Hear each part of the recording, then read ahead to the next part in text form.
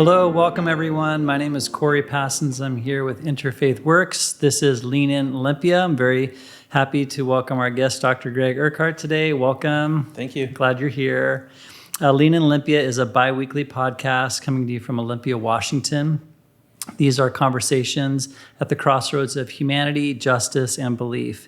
And if you want to check out past episodes of this podcast or stay up to date with the work that Interfaith Works is doing, please go to our website at interfaith-works.org, and you can check us out on our Facebook page and our YouTube channel and on Spotify for this podcast. So stay in touch because we're doing a lot of great stuff and love to have you on board with what we're up to. Coming back to our guest today, Dr. Urquhart. Great, thanks for being here again. Dr. Urquhart is a Cherokee descendant and water protector. He serves as the president of the Washington State University chapter of the Society of Indian Psychologists, and he holds a Master's of Arts in Community Counseling from Washington State University, as well as a Bachelor's of Arts in Psychology from University of Washington. And he is completing his PhD in Counseling Psychology from Washington State University this year in 2022. Just a couple weeks of the internship left, right? And then That's great. done. Yeah. So congratulations. That's a long and big feat you pulled off. So Thank you. yeah. We're on the board of the Nakanee Native Project, and we'll see if we have time to talk about that group today. It's a fascinating group. And you are a military veteran who served 2 tours of duty in Iraq. And a husband of nearly 20 years or more now, 20 plus years. Okay, great. And a father of 3. So you're a busy person. Yeah. I always believe in staying busy. Yeah. So thanks for being here today. We appreciate you making time for talking today. I've followed your work and been in since I learned about what you do with southsoundstreetmedics, and I'm really curious to talk about that. And so I'm really happy that you made some time today to join us on this forum where we can highlight people who are doing justice work, and you've been so dedicated to that in working from your background and using your skills and developing your skills to do this work. So thank you. Tell us as we begin, where are you from? I grew up in Tacoma, actually, so not too far away. Okay.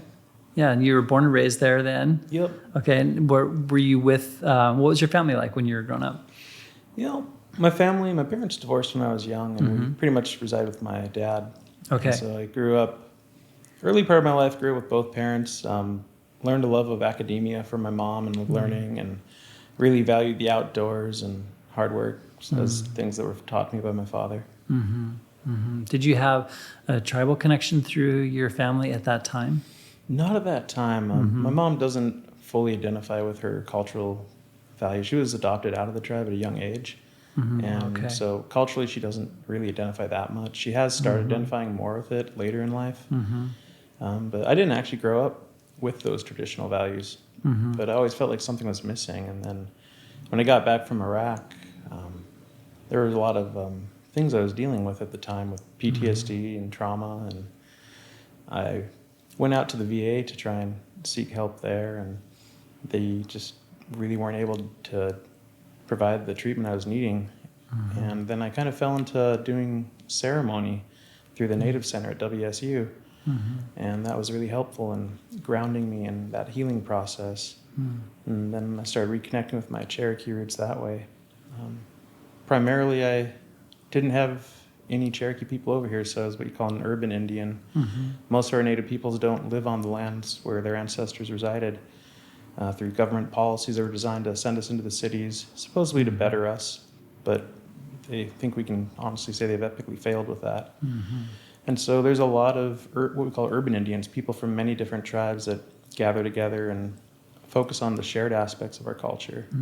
And so some of that's what's starting to happen for you at Wazoo, or Washington State University, which is Wazoo for, so especially people on the east side of the state, maybe we call it Wazoo. I have a bunch of folks in my family who went there, as I was saying earlier. So at school, now what years are we talking about? Undergraduate? No, was that at UW? That was at UW. Okay. And then after that, you enrolled in the military. So I was in the military before UW Tacoma. Okay. I joined when I was 18 as a way to help cover college and to get some income. The National Guard seemed like it would be a great opportunity. I've always loved serving my community. That was something that both my parents really valued. And the idea of fighting fires and helping people in floods sounded really appealing to me. I joined about 9 days before 9/11 hit. You joined 9 days before 9/11, okay. And so the experience I thought I was going to have in the military, we'll say, was quite different than. Wow, yeah. Out of basic training, it didn't take long before we were activated and sent overseas, and did 2 tours over there. Were they, one of them was listed as 9 months, but were they both about that long, or how? So they were back-to-back tours of 6 months. Okay. So a year and a day I was over there in country. Yeah, wow. Were you at that time married? I was. I'd actually gotten married about 2 months before we shipped out. Wow. So our honeymoon was actually cut short because I got a call from my sergeant saying that we were getting mobilized to train and to go overseas. That's amazing. The energy at that time was just, I mean, it was so heavy, and I just can't imagine what that was like as a new enrollee in the military and then being shipped out. It was really intense. Really intense, I'll bet. A lot of things going on around that 20-year-old time range. You know, I became a instant husband and father of 2. And before you deployed? Before I deployed. Okay. And then 2 months later, we were getting ready to go to Iraq. Wow. How was communication while you were deployed? You know, it was actually fairly good. We'd Zoom at least once or twice a week, and we had internet cafes, so we were able to communicate that way, or calling into Fort Lewis, and they could operator there could patch you through. When we were out in the field doing operations, and of course, you know, you couldn't talk to your family, so sometimes 48, 72 hours without talking to them. And that was really hard for my wife because she didn't know what was going on, and if I was coming back. Yeah, wow. I want to talk a little bit more about that, because when you came back from your deployment is when things started to crystallize with your dissertation, with some of your work and in your postgraduate or your graduate degree. What were you processing while you were deployed? Were you about the United States, about the world? What new insights were happening for you while you were there? You know, having grown up in this country, I traveled a little bit, but most of the places I traveled to were Western countries. And so you don't really see the whole breadth of human experience, of socioeconomic status. So it was really a bit of a culture shock to go over there and see things that are different over there, how people dress, how people act, learning the ideological values that people over there have, and then how extremist views have twisted and distorted those. Yeah. And then going without things that most Americans would never even think of, like what is it like to not be able to take a bath for a year and just take a hot shower? Yeah. You know, so many things we take for granted over here. And then you're in essentially a combat zone, right? Too. So the mental pressures, the spiritual pressures of that are, I mean, goes without saying, unimaginable to people who haven't been through that experience. Right. Yeah. You know, even when you're back in the so-called safe area, you're not really safe. You don't feel it's like settled. No. Okay. I mean, you always know that something could happen over there. And, you know, we do operations into southern Iraq, and we were oftentimes stationed up just on the north side of the Kuwait border. But even Kuwait itself, which most Americans consider to be a fairly safe area, you know, while we were deployed there, had major terrorist strikes. There was a cell actively operating there for about 2 months when we were there. Wow. So you're 20, you said you're 21 then? You're deployed, having just been enrolled for 9 days, and then you're gone for a year and a couple months, right? You've got a family at home and then you're in active duty. Let's kind of move towards the reintegration period when you came home. And some of the work that you have done in your dissertation is around PTSD. And if you're comfortable answering, did you relate to that on a personal level, or was this an academic interest to study this in Native American communities? So I definitely related to it on a personal level. I want to just make a quick correction. So I joined the military 9 days before 9/11. Yeah. Went to basic training, but I was in for about a year before we got activated to go overseas. I see. When I came back from Iraq, I didn't really know what I wanted to do. I knew I was irritated. I was pissed off at seemingly small things. I didn't really know why. I thought at first, well, that's just an aspect of military culture because little things have huge consequences there, and it was just moving into the civilian life. And I was in a state of denial. I didn't want to go to the VA. I didn't think I had a problem, first off. My wife, she kept pushing me to go and saying, you've got some issues. You're forgetting stuff on the job, which is not like you. You're irritable. You're snapping all the time. And finally, she pestered me enough that I went in, And I went in, and I was basically treated like a number. It felt really cold. And I just walked out. And at that time, I was starting to get a little bit more into my Native American culture because being over in a combat zone, you start wondering about existential things and what really is important. And that awareness that your life could be gone in a moment's notice. And so I was starting to identify more with my Native side. I've always identified strongly with finding peace in the outdoors, sitting by rivers, seeing animals. And so this thing had none of that related to me in this training. At the VA. In the VA. Yeah. This program to help me overcome PTSD. I was treated like a number the whole time. I didn't feel like they understood anything about me as a person. And I left, and I was so frustrated and so angry. It took so much for me just to walk in those doors and to be let down like that. And sadly, that experience is not unique to our veterans that return. And so I got pissed off, and I thought, well, I can either stay pissed off or I can do something about this. And I thought, well, I got the GI Bill. I'd started taking a few classes, but didn't really have a direction of where to go. I thought, I could be a psychologist. Maybe I could come full circle and create a program that would actually meet veterans' needs and treat them as human beings and not numbers, and change that system. Yeah. Thank you for sharing that. I really appreciate it. I think one of the things that I want to just highlight and celebrate about people who are in like holding professions, therapists, counselors, pastors, is that, I'm a pastor too, but we have our wounds, and healing is not abstracted from the wounds, it's through the wound, so I just really want to honor your path and that seeing, feeling what you did and then turning toward it to find your way. Just really want to just pause for a moment and celebrate that in your journey. Thank you. Yeah, thank you. So you had this moment where you're turning toward, like I was just describing, and is that the moment where we're going to Washington State University then? Is that the program? Not yet. Not yet? Okay, so you've identified this, there's the GI Bill that's out there, then what? You've kind of had this experience of not being satisfied or received or seen at the VA. So then where are you off to? I chipped away at working full time because I had a family to support and doing college classes at a TCC actually for a couple of years, and then went over to UW Tacoma.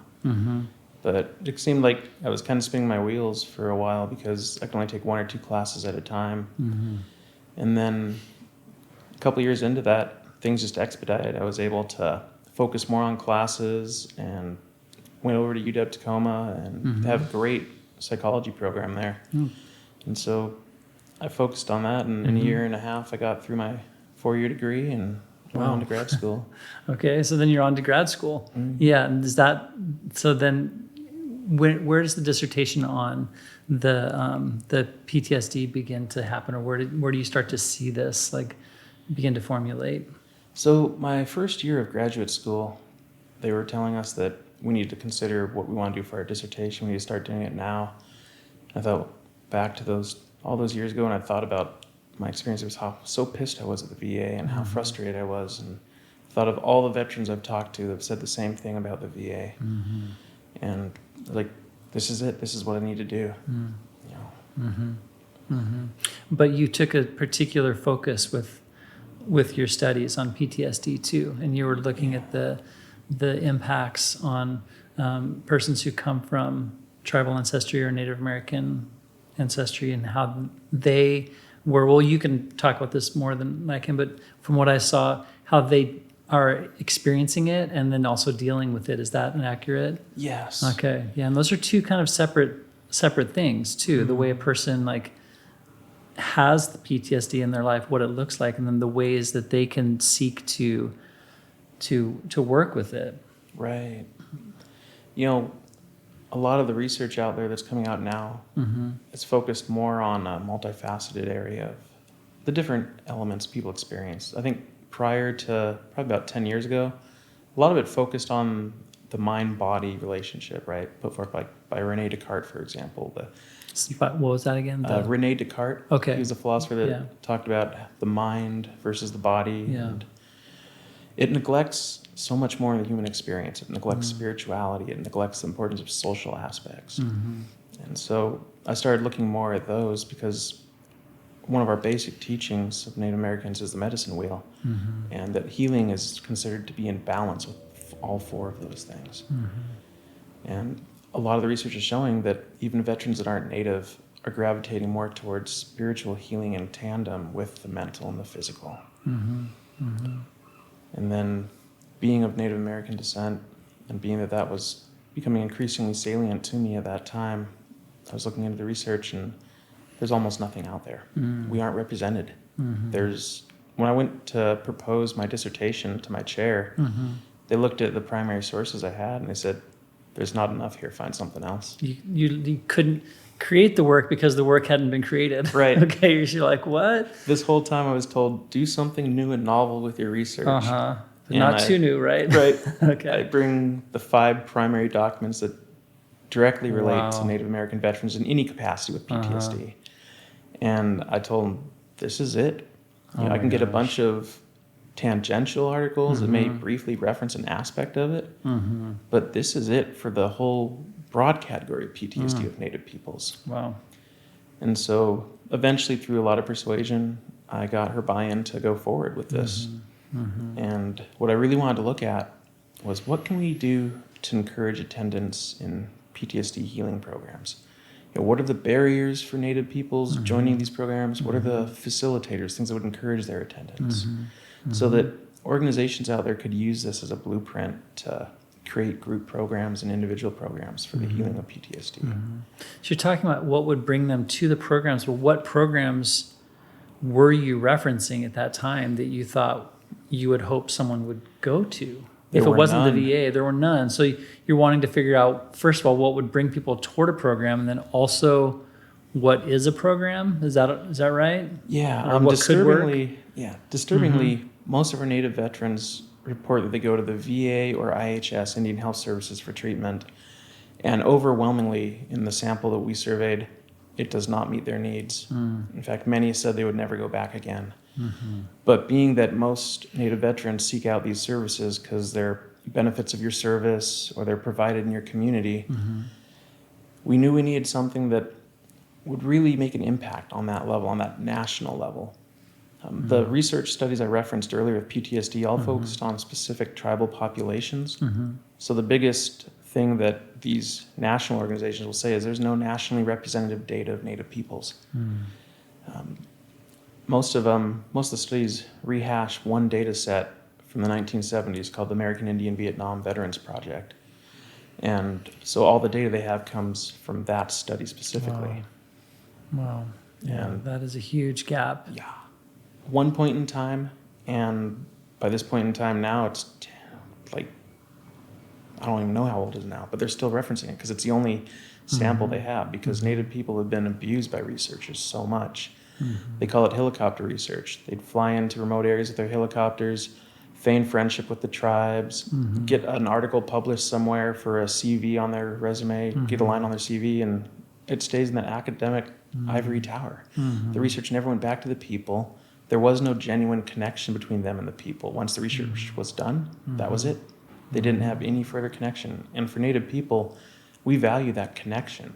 If we agree to do something with you, it's not a one point in time and then our relationship ceases to exist. We want a long-term relationship with you. You know. So how was your process different then? You sought out others to start to build a database, but tell us about your process then. Yeah. Initially, I just wanted to do a survey that would gather a bunch of information we could use. I hadn't honed in on my dissertation topic yet. Okay, but you had you're I had starting to get some ideas, yeah. Yeah, I had a multifaceted survey with 40 different items on it. I knew I was uniquely placed to have buy-in with our Native communities and our Native veterans, having been a veteran myself and being of Native American descent. And I knew that most people would not be able to gain that kind of access. So I wanted to gather as much data as I could with this survey for future studies that could be used. We circulated a letter out to people, letting them know who we were, because that's so important to know. Who is this person who's asking this information of you? Why do they want to have this information? What are they going to do with it? And how are they going to give that back to the community that provides it? Yeah. And so a letter was circulated out, letting people know that I was a veteran of Native American descent. How far of a geography are we talking with this letter? So we had two approaches with it, but all across the United States. Oh, wow. Our first approach was to use a directory of veteran service organizations that the federal government publishes. And this lists any veteran service group that has over 500 members or is congressionally recognized. And for example, the VA, or not the VA, the VFW, I mean. Okay. There's one in almost every town in America. Yeah. We went through and we found leadership online for every post we could find across every 50 state, all 50 states. And we contacted the leadership of each of those posts, state, local, national level, reached out to them with the survey. And we did that with all these other groups that were listed in the Veteran Service Organization and asked them to share that with others. And then we also used the tribal directory of tribal secretaries, because the protocol is when you reach out to a tribal government, you reach out to the tribal secretary and request permission. And then they forward that to the council and they talk about it. And so we reached out to all federally recognized and all state recognized tribes. Well, that's the big outreach effort. It took a year and a half to do all that, but I knew nobody else was ever going to do that. And so, because most researchers, it's a business in a way, right? Education is still a business if you think about it. A new professor has to make so many publications a year to keep their tenure track. You can't justify time and publication status for something like this. It takes too long to do. They want something quick so they can turn out 3-4 publications a year and maintain their track to get tenure. And so I knew it was my chance to do something that would allow our people's voices to speak. So you did this outreach, and then what started to happen? Had a lot of responses. A lot of people were eager to help out and were sharing it with some of their friends who had served in the military. I started looking at the data coming in, and overwhelmingly it was clear to us that our veterans were not satisfied with the services they had. They felt that they weren't being respected, that there wasn't even the basis of a semblance of cultural competency. It was just really cold the way the VA and IHS were practicing health services. A lot of information came out of the survey, and some stuff that's exceedingly important. A lot of our veterans feel shame around PTSD. And one of the items in the survey asked if you knew anyone who had PTSD. And then if you did your view of them change for the better, for the worse, or stay the same once you found out about their diagnosis? Okay. Overwhelmingly, like 82%, the respondents indicated that their views either stay the same or improved of the person because they understood why they were acting that way. And that's a big thing for veterans, because in the military you're taught if you have a problem, you don't say it. You act tough, you push on. If you ask someone to go see mental health, especially in a combat unit, you're going to get ridiculed and laughed at. And the added barrier in the military is there is no confidentiality. If you go speak to a psychologist in the civilian world, you can expect that unless there's a few exceptions, like if you're going to harm someone else or yourself, what you say is held sacred. It's not shared with anyone.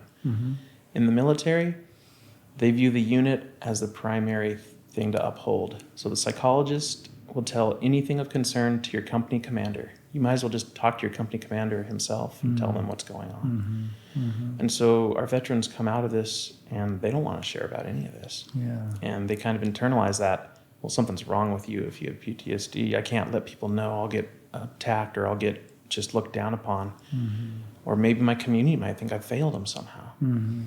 And yet this was showing that Yeah. that's not the case. Yeah. That our veterans understand. They've been through that, and they understand that you're going through that. Yeah. What a powerful offering back to them. Just in that one data set that you mentioned there, that stigma is more of a fear than a reality that's held by the people that's around them. Right. That feels incredibly liberating, I imagine, for some of the people who saw that. A big game changer for a lot of people. Mm-hmm. One way we wanted to give back from this information was to present it wherever we could. And so we went to different tribal governments and presented. We went to the Congress of American Indians, anywhere we could to get this information out. Large groups, small groups. And when people saw that, it was so healing for so many people. I had people write in saying, "Thank you for doing this research. It helped me to know I wasn't being looked down upon, that I could share this with others, and it helped me start my journey on healing." Yeah, wow, that's a beautiful and such a specific data point you mentioned, but it's such a wonderful wonderful revelation to hear that.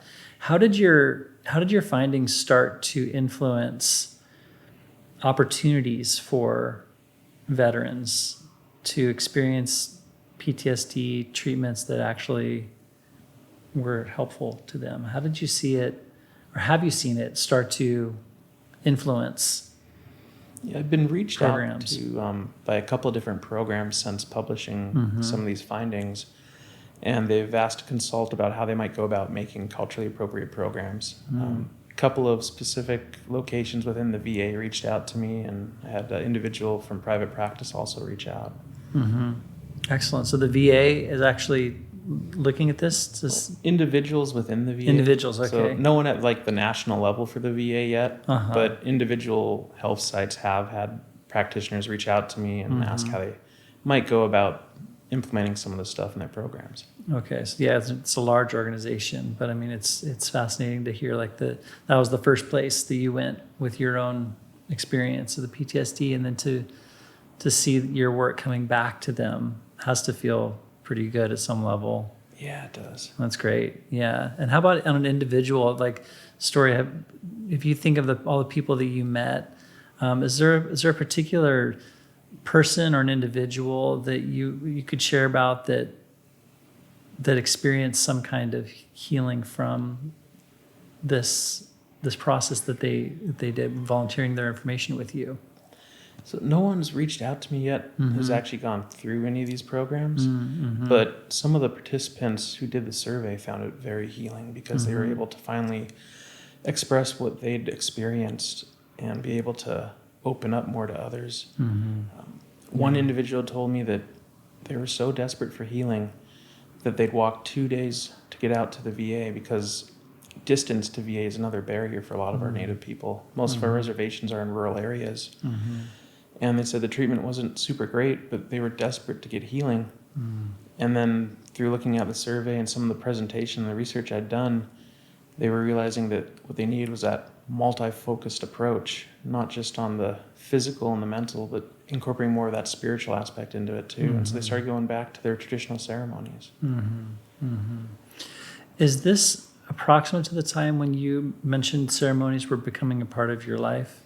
So they'd become a part of my life a little bit before then, about 3 years before, really became a part of my life. I used to occasionally go to powwows and stuff, but really getting into Sweat Lodge, really getting into circles, and really started about 3 years before the dissertation project was. Who was around you that was mentoring you into these ceremonies?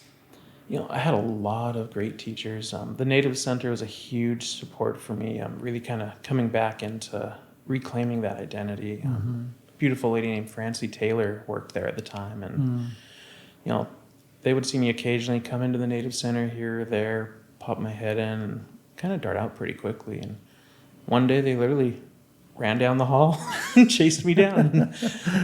I didn't do anything, I swear, and they're like, "No, I just want to talk to you. Come on in here." And they had this mirror up there, and on the edges of the mirror it said, "This is what Native looks like." She stood me in front of that mirror and she said, "We see you for who you are." Wow. And I think a lot of people that are trying to reclaim their identity for one reason or another ultimately as a result of the genocide that's been perpetrated on our peoples, are afraid that they may not be accepted. You know, and so that can be a huge barrier to them coming back, even when they want to come back and reclaim it. And so that kind of led into another focus of my life with the Red Road Rising group. But that really was an accelerator for me to get more involved in ceremony and get more involved in activism. So you're producing this survey, doing this outreach to help promote information and healing on a national level, and there's also this really powerful process happening within you at approximately the same time. Yeah. So how did that impact how you were seeing your outreach, or what was going on in you as you're experiencing these ceremonies and you're seeing this work emerge? What were you feeling at that time? You know, each one of those things just reinforced the other. The results I was getting from the survey reinforced what I was experiencing personally firsthand in my own life. That importance of ceremony, the importance of community. In the bio that I read, it talked about Cherokee descendant and water protector. I'm assuming you wrote that and put that together, that bio, or help someone put that together. Yeah, they asked me to write a little bit about myself. Yeah. So how do you have a specific connection with Cherokee ancestry or ceremony, and then how is water protecting part of that identity from that heritage? Yeah. So specifically in private, I'll go down and do some Cherokee ceremony called going to water, where we ritually bathe ourselves and say prayers to the 4 directions of 3 orientations. But a lot of my ceremonies, I said before, are more urban Indian related. So they're all sorts of different, they're intertribal, if you want to call it that. And so I wouldn't say they're necessarily specifically Cherokee. They're more intertribal, because that's kind of where I grew up. My elders are from all over the place. I have an elder who's Northern Cheyenne. I have an elder who's First Nations up in Canada. Saicom First Nations. I have elders from all over the place. One of my aunties is from the Great Lummi Nation. So people from all over the place kind of influenced my life. Okay. Yeah, amazing. So let's move then towards the work that you're doing now with Red Road Rising. Sorry, can you tell us a bit about that? Yeah, as I was saying before, a big barrier for people coming back to their cultural values and traditions is they don't know either how to start that conversation or if they'll even be accepted in those circles. And so one of the things that I started doing was forming this group, Red Road Rising, as a way to help get people reconnected with their cultures. Kind of provide mentorship in that regard. Just have a safe space to explore what it is to be indigenous and to have lost that identity and try to reclaim it. One of the things that we do is we'll go down to the water over by Percival Landing most Sundays, right around sunrise, and we'll do the cook whale ceremony, a break of day ceremony, where we sing 4 songs, and then anybody that has words they want to share afterwards in the circle is free to share words too. But it's just a time of coming together, greeting the day, getting ourselves in a good headspace for the week, and to share what we're struggling with, to share our needs for the community. And I don't know what the word you might use, but do you lead or facilitate these ceremonies with this group? Yeah, I would say I facilitate. Our cultural value is not a top-down organization. It's more of a Western mindset. So, ours is more of a circle. We lift people up. We don't push people down. And so I guess facilitator would probably be the most accurate word. But you are offering a role of mentorship. Would that fit? Mentorship's probably the best description. Okay. Yeah. So I so love the journey of the mentee to mentor, and I just think it's so beautiful. And just didn't hear it as you're in your life. In the last just few minutes, we've talked about this journey you've had from these mentors literally grabbing you out of the hallway and going from the mirror, and now you're leading these. So this group, Red Road Rising, is local. And then also you're involved with southsoundstreetmedics. Yep. So what's your role in that? Is that an organization or is it a nonprofit? We're a grassroots organization that's supported by a nonprofit. Okay. Okay. And tell us more about southsoundstreetmedics. I guess it really starts back when I first got into water protecting. I went down to Osheti-Sacoan camp at Standing Rock Reservation in 2016. And I didn't intend to be a frontlines activist. I just went down there with my daughter. We were going to drop off supplies and pray. More about the cultural reconnecting with other peoples there and standing in prayer for the water. And as an aside, the people at the Native Center asked me if I could take some photographs of the barricade up there where the police were at for their newsletter and of the camp. And so I went up to take a picture of the barricade that day. And right as I did that, the police started getting really aggressive with people. They were starting to shoot people with rubber bullets. They were turning on this device called an LRAD that hurts your ears through loud sounds. And more people came coming out from camp. And as this happened, they started tear gassing them. In the military, we were required to go through tear gas training every 6 months, where you sit in a confined space and you have to break the seal of your gas mask and breathe the stuff in, and then keep calm and clear your gas mask and decontaminate yourself. And so I knew I could tolerate the tear gas. I knew that it would go away if I did get too much on me. But I also knew that people that hadn't experienced that were utterly terrified, because nothing works right. You can't see clearly. You can't breathe. It's utterly terrifying. And so I went out there with water to flush people's eyes out and to help them spit out any stuff that got in their mouth. And it was 12 hours of that. Everything that they had, they threw at us. And we were just standing there praying. Elders had their hands lifted to the sky, praying for the water. And they weren't resisting the police. They weren't being aggressive with the police. But the police didn't want them on the bridge, but the bridge is part of their territory. And so they were throwing flashbang grenades, sting ball grenades, which are these things that explode with little rubber bullets, but they're actually metal coated in rubber. They're not really rubber. And they cause a lot of damage. I saw people with head wounds, and a lady nearly lost her arm. It was such a horrible experience.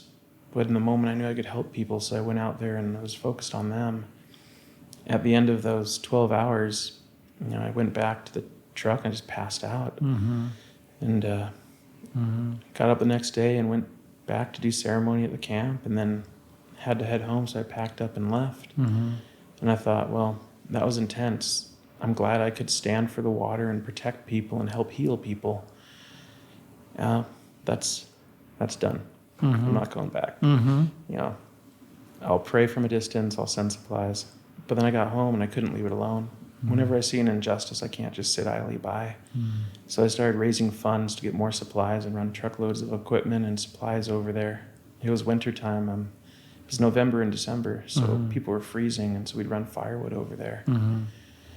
All the way, you would drive it yourself? All the way. From Pullman over to Standing Rock was about 16 and a half hours. Yeah, that's a trek. I knew it because I'd run so many times. Just, if you just fill up on gas and you keep going, 16 and a half hours.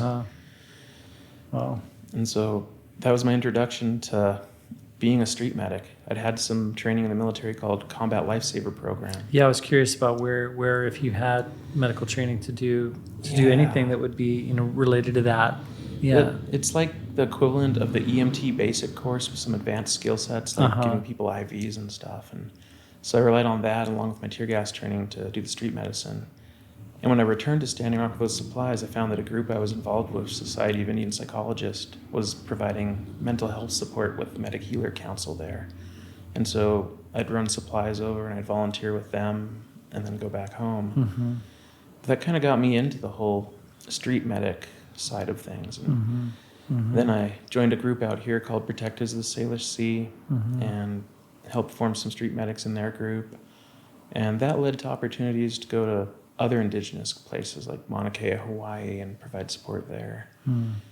In May 2020, when George Floyd was murdered by that police officer, I went out like many of us did, downtown Olympia, to stand in solidarity and to protest the injustice. And there were a lot of people coming out that were wearing red tape crosses on their clothing, which is a sign of a street medic. And they had different levels of experience. Some had none. Some had a first aid course. Some were lifesavers, lifeguards. But all sorts of different levels of training. And so I used the Combat Lifesaver Program that I still had the materials for as a basis to train everybody to a set standard. And that's kind of how we formed our South Sound Street Medics group. We're guided by indigenous principles. we have a council for indigenous governance where everybody has a say, so it's equal. And then we go by consensus. What is what's the function that a street medic serves that's different from, what would you call it, like a standard or whatever, like a, I don't know what the word, the hospital, ambulance team or a paramedic team or, the fire department? What's different about a street medic team? Yeah, so street medics formed in the 60s and 70s out of the Black Power movement and the American Indian movement. Initially, they were medical professionals who were frustrated with the injustice of minoritized people going to hospitals and not receiving equitable treatment. And so they'd go into the communities and they'd set up clinics and they'd treat the sick and injured. And by extension of those civil rights movements to what some people call the front lines of protesting, the civil rights marches, things like that. And so that's the origin of street medics. And that's what differentiates them is nowadays they're mostly lay people. They don't have doctorates in medicine usually, but they're people that have the knowledge, whether they've taken first aid courses or have done in-home care. And they come together and they train, set standards so everybody's on the same level, and they go out to the community and provide that support. So where do you function? Where does South Sound Street Medics function? In what settings does the team mobilize? Yeah, we do a lot of local support. In fact, today we're supporting an event out there at City Hall, Yvonne McDonald. And so local stuff we support. We also go out to the houseless camps. When the city was trying to sweep those poor individuals from the places they were at earlier this year and last year, we were out there providing water, medical care, anything we could to support them. So a lot of local social justice issues. Of course, the BLM movement, we were highly active in that. Not just in this state, we'd make trips to other states. That's probably all I'll say about that at this time, but we were really active in those type of circles. And then we started getting really involved with other water protector movements too.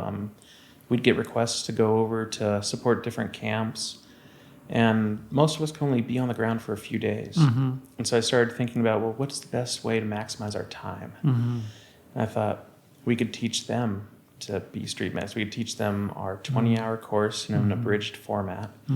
And then they could shadow us while we're there at direct actions, at camp care, community care. And then when we leave, they'll have their own internal street medic infrastructure set up. And of course, they can always reach out to us and consult if they have questions and things like that. So training to kind of leave the skills in the communities where they're needed. Beautiful. Yeah. So it feels like the emphasis is local, and there's some excursions that the team is willing to do. For certain events or whatever. Yeah, we've made several trips out to Minnesota with the Line 3 resistance movement out there with Anishinaabe peoples. And we've been all over locally training people. At Nevada, we went down there. There's a few locations down there. One is a place that is referred to as Thacker Pass. Its real name is Pahimaha. And the irony is this Canadian company wants to dig up all the lithium, make a huge pit mine on the sacred ground that belongs to the Fort McDermott Paiute to make green car batteries. And so there's a resistance movement around that. We went down there to train up street medics for them. We also went down to Winnemucca Indian Colony where elders are being evicted from their houses. And so training people out there to have that knowledge. And then we just recently went across the border. We've done trainings in Canada too. Last year we were providing services up at Ferry Creek. Wow. How many people are on the council? What size organization is this? So we've got about 15 members. Probably about 7 are really active. Then others come in from time to time. Some might have moved farther away from here, but they always kind of come back in. Sounds like a dedicated group though. I mean, y'all very much so. I mean, people are just gravitated to this. I believe that people are called to these things. And one thing that we've insisted is that we'll train anybody that has the passion. To me, it's more important that you have the heart and the passion to do the work and not so much what your prior experience might have been. Sometimes you can run into activist and social justice circles that have become inadvertently elitist over time. Like there's street medic collectives that are like, if you don't have a medical degree, get out of here. And we stay true to the original idea of street medic collectives. And I think I'm the only person in my collective that has a medical degree. Yeah. Everyone else have some kind of experience, whether it was being a lifeguard, being a in-home care aide, or something else. And we utilize that. We leverage those strengths. And then we look at the training that we have. Our course covers pretty much everything from hot and cold weather injuries to treating gunshot wounds and using tourniquets. And we've had to use those in the past, unfortunately, at some of the actions. How would a person, if someone's listening to this that feels like they might be interested, how would they reach out? Where do they find you on? Yeah, you can find us on Facebook at southsoundstreetmedics-S3M. There's a group on Facebook by the same name that we no longer actually use the group, so find the Facebook page. And we also have an email, southsoundstreetmedics@protonmail.com, that you can reach out to. We'll link to those in the post for this podcast if folks are interested in exploring that. Thank you. Yeah, because I mean, you mentioned in 2016 at Standing Rock, just the militarized, assault that the police, brought to the protesters that was there, and we're seeing just ever increasing militarization of police deployment, and we're also seeing at the same time, heightened energies in our country and polarization taking root. So, confrontations are happening at a more regular interval these days, and there's a real heightened energy. And I think that some people have, built-in institutional skepticism too. And so I think a street medic brings a kind of trust, an allyship, that they meet people where they're at, and immediately when these instances happen, I can see that being really, really affirming to people who've, are out protesting but might feel skeptical about receiving care from institutions when they're out trying to make this moral statement. Yeah. So what's the next step then for the South Sound Street Medics? What's happening now? Is this I think I saw something online about some new graduates. Is that true? Yeah. Was that just today even? That was actually yesterday. Okay. Yeah, we were invited guests to go up north to the Tsleil-Waututh Nation and provide street medicine training to some of their people up there. Good community care, things like that. And we're hoping to have a collaborative, ongoing relationship with them.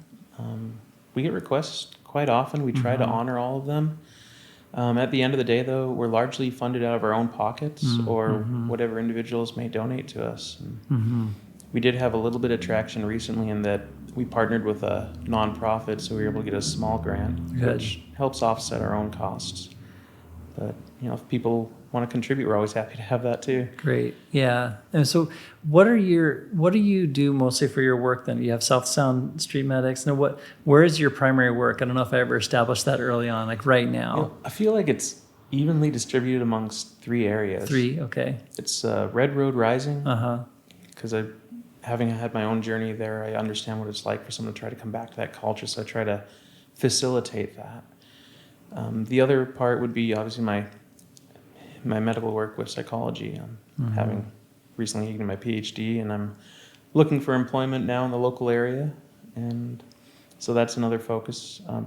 Big believer in social justice advocacy through research and in the way that we practice psychology. It's important for me to allow people to express their spiritual beliefs in session, because those impact how we feel and how we mentally and physically how we are. And I think too often in this society that's been neglected, even amongst therapists, although I think therapists do an okay job of that. And then the other would be the South Sound Street Medics. Okay, so those are the 3 areas, and it feels like they're all like dynamic too, and you're developing them, and you're developing pathways inside of each of those places too. They're emerging really. Yeah, it's really exciting. Thank you. Yeah, and so you're based in Olympia, and you work in Tacoma. Is that too? Okay, great. But South Sound Street Medics is based out of Olympia. Is that true? Yeah. Okay. Olympia is kind of the home for both Red Road Rising and South Sound Street Medics. Okay. With psychology the way it is, there's not a lot of internship sites even within a state.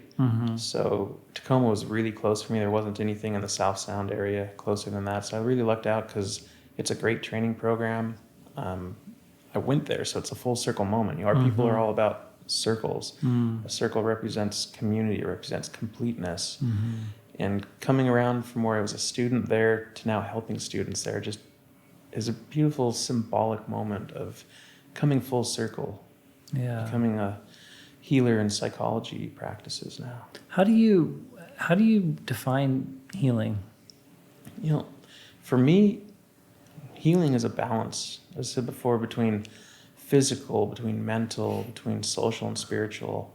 When we're attuned to all those aspects within our life, then we're healed, or we're on the process. I don't know if there's ever a point where we are truly fully healed, but we're in balance. And as long as we maintain that balance, we're in a good way. We're walking that red road, the path of good medicine.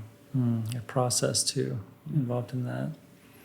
Well, Greg and Dr. Urquhart, thank you so much for being here today.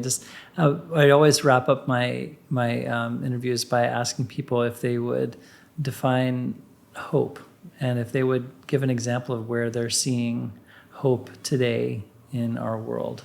Yeah. The way I define hope is that things are going to be all right in the end. There is a future. When people are depressed, they can't see a future at all. They can't see any kind of good coming out of what they're in. Hope is the light. Hope is showing you that there is something to look forward to in the end. And just one example of hope. Our native people across Turtle Island are reclaiming our cultural values. We're reclaiming our languages. Stuff that 20, 30 years ago we couldn't do. We couldn't join in a circle legally until 1978 with American Indian Religious Freedom Act. It was illegal for me to hold a drum until 1978. That's not too long in the past. No. And yet we're coming back out. We're reclaiming our traditional practices, reclaiming our language. The youth are getting involved in that. I talk to people across Turtle Island on different reservations, and a lot of times they'll tell me, when I was growing up, I was ashamed. I was ashamed to practice my culture because of the things they did to us in the boarding schools, because of how society was treating us. The youth I see out there now, they're proud. They want to learn their ways. They want to learn their language. And so that's just one example out there. Yeah, that is beautiful. Thank you for that. Yeah, I have a whole other area in here that I was, I think we're running out of time, but I was curious, with the work that's happening with the Department of the Interior and Secretary Deb Haaland, and the recent boarding school report that came out in May. This country is moving toward a reckoning with the boarding school project that was enacted in our country for so long. And that is already, with the report that's come out, you can see where there's resistance to it, and that to me is an indicator that healing is available through this process. And I just I'm very hopeful that our country can put some energy toward doing some introspection of what happened here, and then also some reparation to figure out how we can make right what was enacted through that policy. Yeah. I think it'll be a long road, but I'm hopeful that it's begun. I hope that she can continue her work.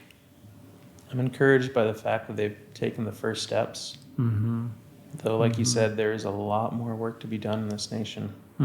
Yeah.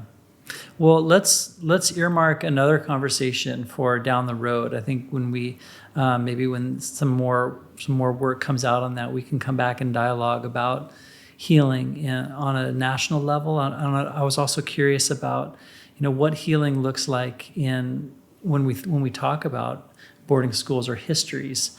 What healing looks like from generations past versus an immediate a lived life. And then I also am as a person from European ancestry, I'm dealing with the colonization legacy that people in my faith tradition have been a part of, and that I am, implicitly a part of through my own heritage.